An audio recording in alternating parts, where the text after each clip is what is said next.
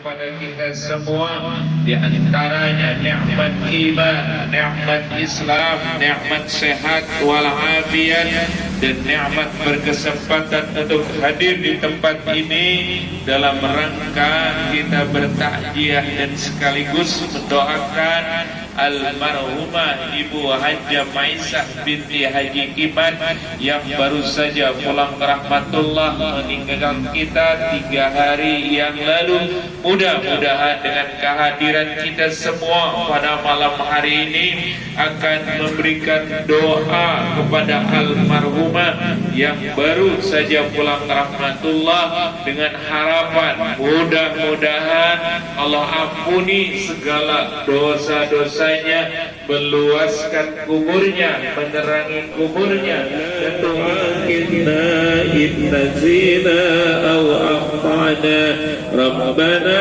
wa la tahmil alaina isran kama amaltahu ala alladhina min qablina rabbana wa la tuhammilna ma la taqata lana.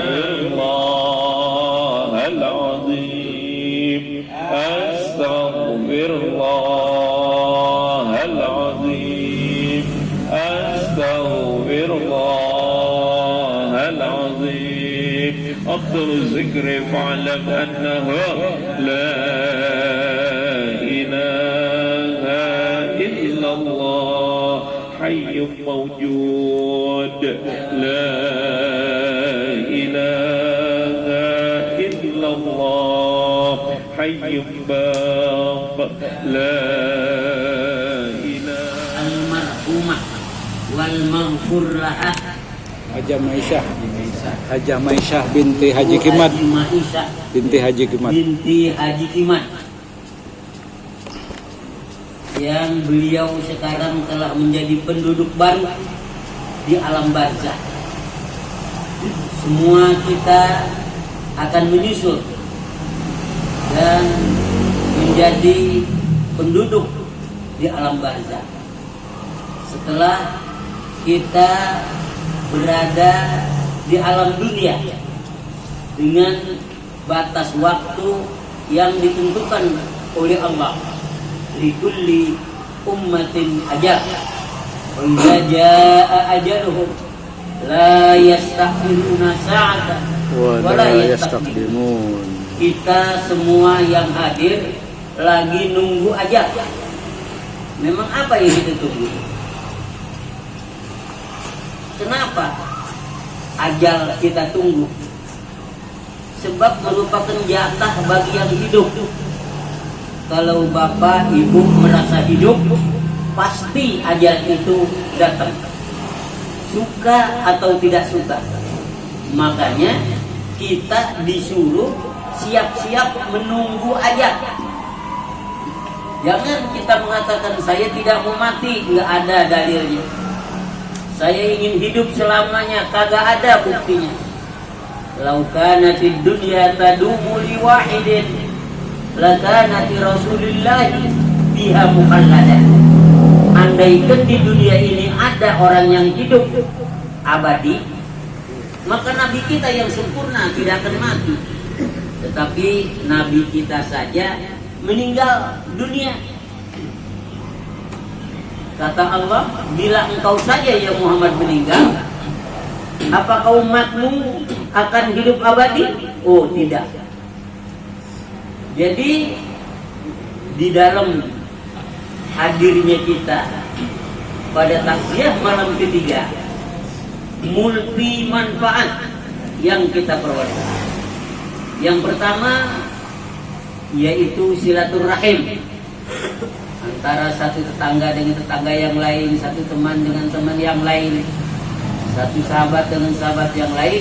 Malam ini kumpul telah mempunyai satu poin yang baik di sisi Allah, sebab Allah memerintahkan kita untuk selalu bersilaturahim. Walladzina yasiluna ma amarallahu bihi ayyusal wa yakhshawna rabbahum wa yakhafuna su'al hisab.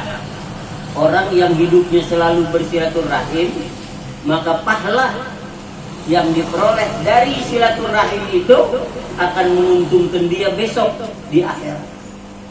Sampai-sampai Nabi pernah berpesan kepada putrinya Siti Fatimah, ya Fatimah, ankizi nafsaki minan nar, fa inni la amliku laki syai'an ghaira anna laki rahiman sa'abuduha bibalaliha. Hei Fatimah, selamatkan dirimu dari api neraka. Saya besok tidak akan bisa menyelamatkan engkau kecuali apabila engkau sering bersilaturahmi. Maka dengan pahala silaturahmi saya akan padamkan api neraka yang mau membakarmu. Jadi inilah salah satu keuntungan hadirnya kita malam ini, yaitu silaturahim. Yang kedua, kita membaca Al-Quran, doa, zikir, tahmid, tahlil, dan takdis. Semua itu berpahala. Maka alangkah berpahalanya duduk kita di tempat ini dengan ikhlas membaca Yasin, ikhlas zikir, ikhlas tahmid dan tahlil. Untuk siapa pahalanya? Pahalanya untuk kita, utamanya kepada orang yang kita tahlilkan. Satu hadis, matanya saya lupa, seorang yang apabila meninggal itu diiringi oleh malaikat, dan yang meninggal kita bacakan Yasin, tahlil, tahmid, malaikat mengatakan amin. Kemudian malaikat berkata, walakum kamisliha, kalian yang membaca akan mendapat pahala seperti orang yang engkau bacakan tahlil untuknya. Jadi jangan dikira datangnya kita ke sini pertama mendapat pahala silaturahim, dan yang kedua kita akan mendapat pahala dari Al-Quran, zikir, tahmid, dan tahlil yang kita bacakan. Buat yang meninggal dapat pahala, malaikat berkata, wa antum kamisliha, kalian yang membacanya akan mendapat pahala sama dengan orang yang kau kumpulkan pahalanya. Lalu yang ketiga, ini tidak kalah pentingnya, yaitu tadzkiratul maut, mengingat akan kematian. Mengingat akan kematian ini merupakan perintah mutlak dari Nabi. Nabi sekali waktu datang ke masjidnya, Masjid Nabawi. Rupanya di situ ada orang yang sedang ngobrol, bercanda, pokoknya berbicara dengan urusan dunia. Lalu Nabi berkata kepada mereka, apa?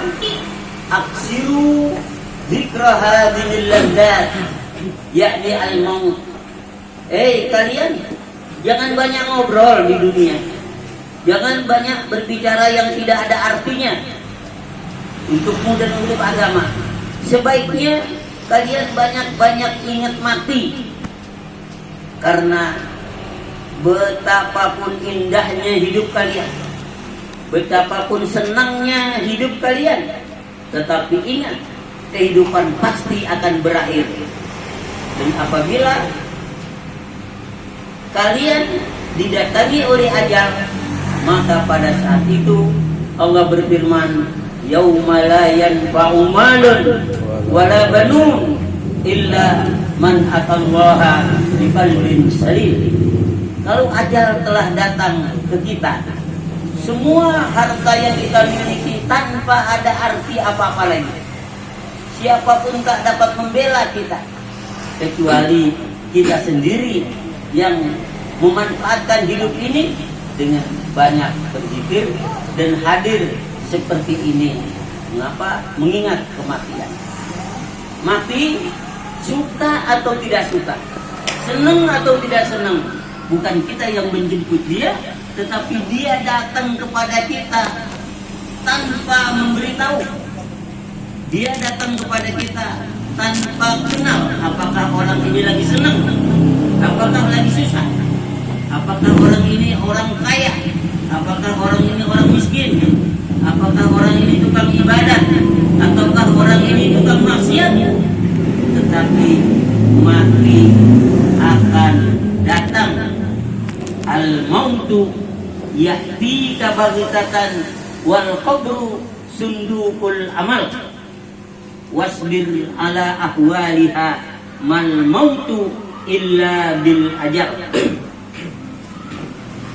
Kata Al-Malibari, mati itu datangnya seketika.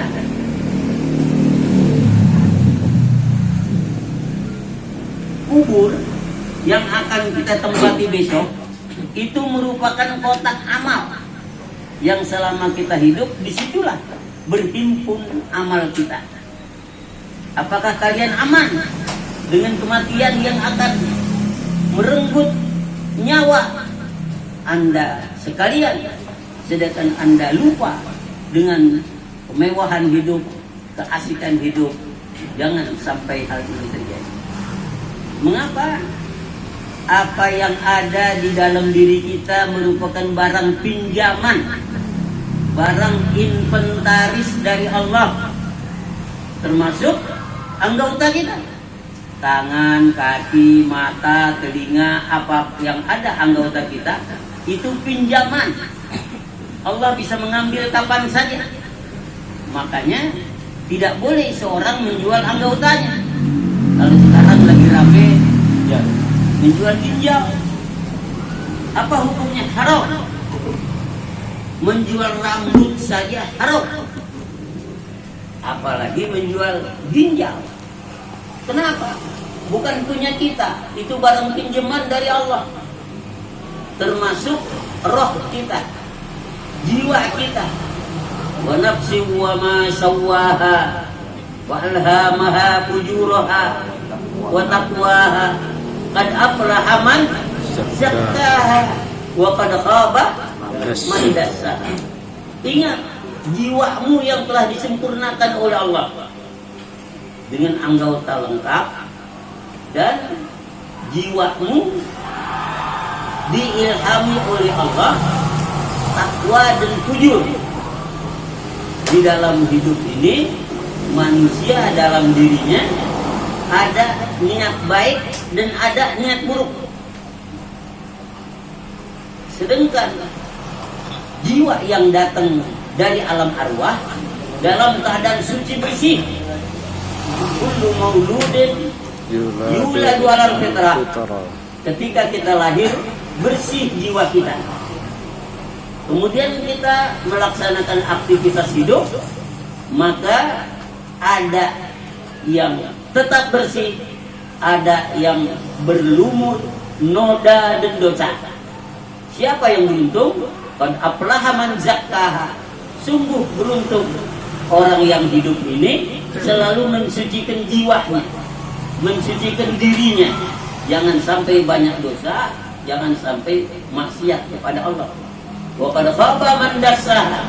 Rugi, lacur, celaka orang di dalam hidup ini, membuat kotor jiwanya, membuat noda jiwanya, membuat nista jiwanya, hingga dia kembali kepada Allah menghadap.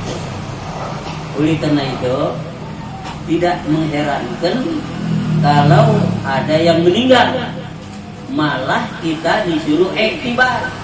Oh, kalau sekarang dia meninggal, besok si anu meninggal, kapankah kita meninggal? Maka seorang sahabat Ansor bertanya kepada Rasul, ya Rasul, ayyul mu'minina khairun. Orang mukmin banyak, cuma ditanya yang baik, yang kayak apa? Nabi jawab, ahsanuhum khuluqa. Orang mukmin yang baik, yang paling baik akhlak dan budi pekertinya. Tidak sombong, tidak takabur, tidak memuji diri, menganggap paling hebat, menganggap paling benar. Ini orang yang celaka. Tetapi kalau seorang mukmin yang baik akhlak dan budi pekertinya, ini yang dipuji oleh agama. Orang ini bertanya untuk yang kedua, ayyul mu'mini aqyasu. Ya Rasul, orang mukmin yang dianggap bijaksana, jenius, pola pikir panjang jauh ke depan yang kayak apa? Aksaruhum lil mauti dzikran wa ahsanuhum ilaihi isti'dadan. Nabi menjawab, orang yang cerdas, orang yang berwawasan luas, orang yang berpikiran maju ke depan, orang yang selalu banyak ingat akan kematian dan mempersiapkan diri untuk datangnya kematian itu. Inilah jawaban Nabi ketika ditanya Madinah. Nah, ulama mengingatkan kita, ad-dunya zillun zail wal umru daifun rahil wal qadi rabbun jalil. Artinya dunia ini bagai naungan yang akan hilang. Kita berteduh di satu pohon, selagi ada matahari, ada naungan, matahari hilang, naungan itu hilang. Itulah dunia. Itulah dunia. Ad-dunya dhillul zail. Dunia yang kita tempati ini bagai naungan yang akan hilang. Wal umru daifun rahil. Umur yang ada sama kita bagaikan tetamu yang akan pulang. Wal qadi rabbun jalil. Yang menilai amal baik atau buruk Allah besok. Makanya jangan kita beranggapan bahwa kita akan abadi hidup di dunia. Jangan beranggapan ruh kita akan tetap ada di badan kita, tetapi dia akan pulang. Malah Syekh Syihabuddin Al-Asqalani dia berkata, la yashabal insana ba'da mautihi ila qabrihi illa alladhi kana ya'malu. Ingat, tiada ada seorang pun yang menemani manusia sesudah dia meninggal kecuali amal perbuatan yang dilakukan. Innal insana daifun li ahlihi yuqimu indahum qalilan summa yarhalu. Ingat, kita ini tengah bertamu pada keluarga kita. Kita bertamu sama istri, bertamu kepada anak-anak, kepada cucu-cucu. Yuqimu indahum qalilan. Mereka ngobrol-ngobrol sebentar. Summa yarhalu. Kemudian mereka tinggalkan kita. Kemana? Ke kubur. Nah, oleh karena itu, jamaah yang dirahmati Allah, jadikanlah hidup kita ini untuk mengingat kematian dan persiapkan diri kita untuk itu. Sekarang takziah Ibu Haja Maisyah. Maisyah ini, beliau sudah lebih bahagia dari kita. Abu Darda sekali waktu berjalan, dilihat ada orang berkerumun nangis sedih. Rupanya di tengah-tengahnya ada mayat sedang menangisi mayat yang baru saja menghembuskan napas terakhir. Abu Darda bilang, ala law tabukuna ala anfusikum lakana khairul lakum. Kalian jangan menangisi orang yang sudah meninggal. Apabila kalian tangisi diri kalian sendiri, jauh lebih baik. Kenapa? Karena orang yang meninggal yang kalian tangisi, innahu qad naja ala salasati ahwa. Dia udah terbebas dari 3 hal yang kita masih takut. Dia sudah terbebas. Apa-apa? Yang pertama, malakil mauti qad ra'a. Orang yang meninggal sudah bertemu dengan malaikat maut. Malaikat maut dalam hadis wajahnya 4, depan, belakang, atas, bawah. Orang yang zalim akan dicabut dengan muka belakang. Orang kafirin dicabut dengan muka di bawah telapak kaki. Orang-orang mukmin dicabut dengan muka depan penuh senyum dan ceria. Kita belum tahu wajah mana yang besok akan kita dapat. Tetapi Ibu Ma'isyah telah terbebas. Beliau tidak akan lagi takut akan malaikat maut. Beliau tidak akan lagi bertanya-tanya dengan wajah yang mana malaikat maut akan mencabut nyawa saya. Kita yakin dan percaya bahwa Ibu Ma'isyah, Ibu Hajjah Ma'isyah binti Kimad dicabut dengan wajah malaikat yang berseri, dengan disertai diampuni dosanya, diterima amal ibadahnya, dimaafkan kesalahannya. Dan kata malaikat, engkau menjadi calon penghuni surga. Amin ya rabbal alamin. Apa dasarnya kita berkata begitu? Karena Allah berpesan, wala tamutunna illa wa antum muslimun. Jangan kalian meninggal kecuali kalian beragama Islam. Ibu Hajjah Ma'isyah dipastikan meninggalnya beragama Islam. Ibu Hajjah Ma'isyah termasuk yang kata Nabi, idza shallatil mar'atu khamsaha wa shamat sahraha wa ata'at zawjaha wa hafizat farjaha qila laha dukuli min ayyi abwabil jannati syi'ti. Hei Ibu Ma'isyah, kata malaikat, engkau adalah wanita muslimah, engkau adalah wanita yang taat kepada Allah, engkau adalah wanita yang puasa di bulan suci Ramadan pada saat hidup dan gagahnya. Engkau yang selalu melaksanakan sholat 5 waktu. Engkau yang selalu bakti kepada suamimu. Kata malaikat, udkhuli, silahkan Ibu Hajjah Ma'isyah masuk. Masuk ke mana? Ke surga. Min ayyi abwabil jannati syi'ti.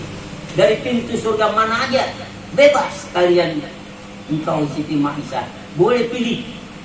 Kita yakin dan percaya, insya Allah Ibu Hajjah Siti Ma'isyah min ahlil khair, min ahlil khair, min ahlil khair. Kita berani bersaksi karena inilah jaminan untuk Ibu Hajjah Ma'isyah. Kemudian yang kedua, mararatil mauti qad zaqat.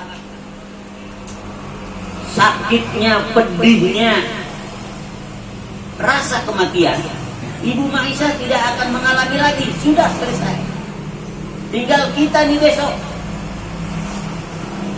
Padahal cerita tentang kematian itu ada hadis yang menjelaskan sakitnya bagaikan kambing hidup dikuliti.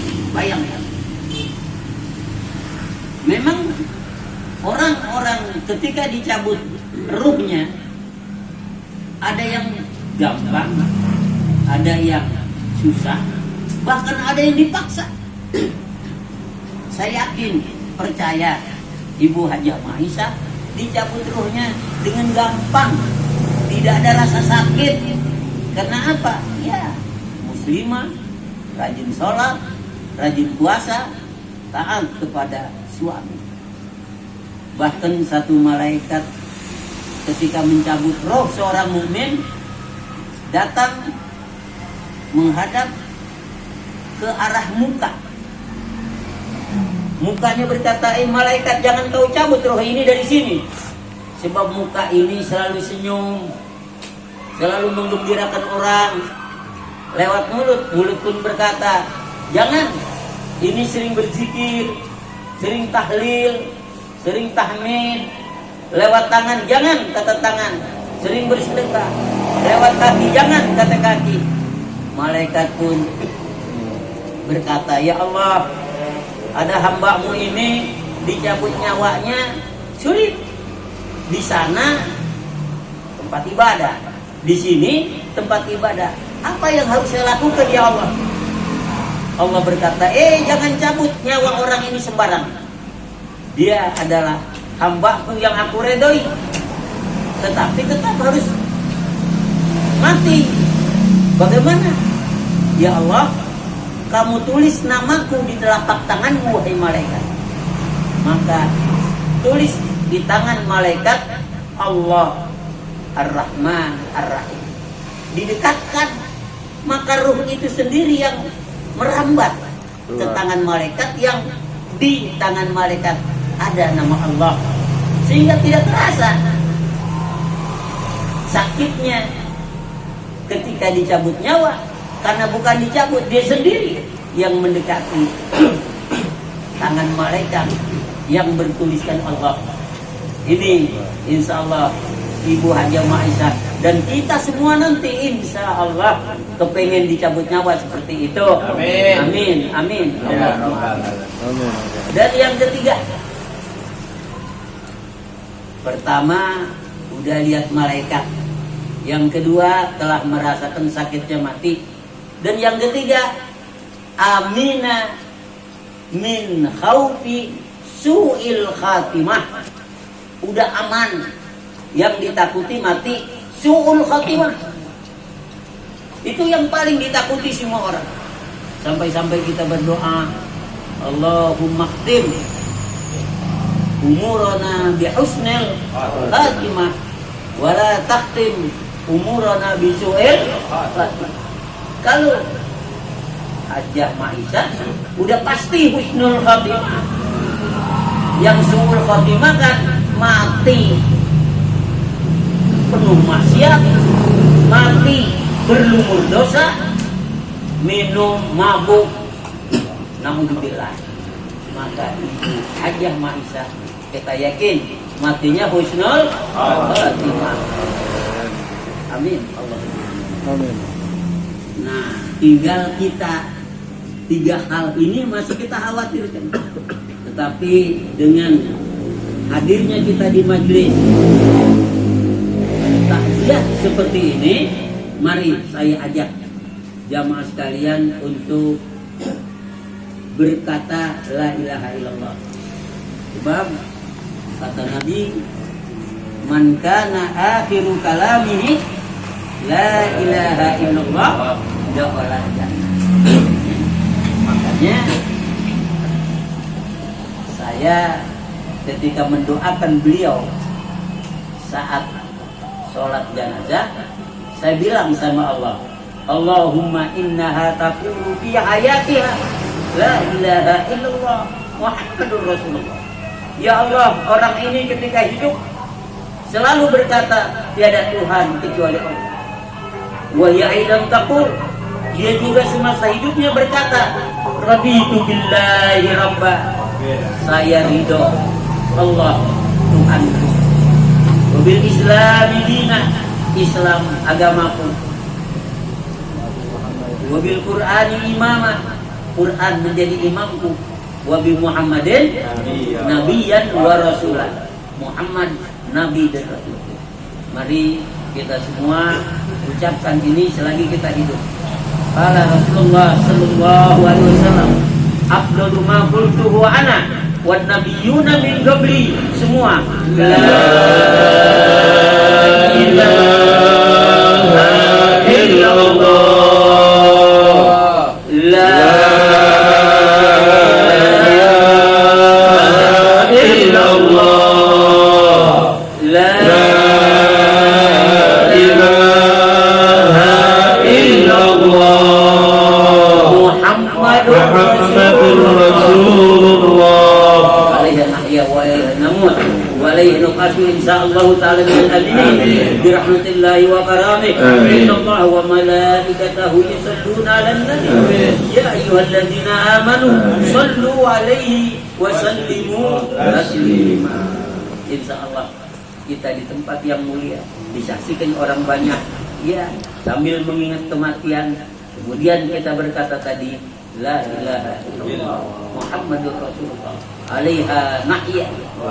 Atas la ilaha illallah kita hidup, walaiha namut, dan dengan la ilaha illallah kita mati, wa alaiha nub'atsu, berdasarkan la ilaha illallah kita akan dibangkit kembali pada hari akhirat.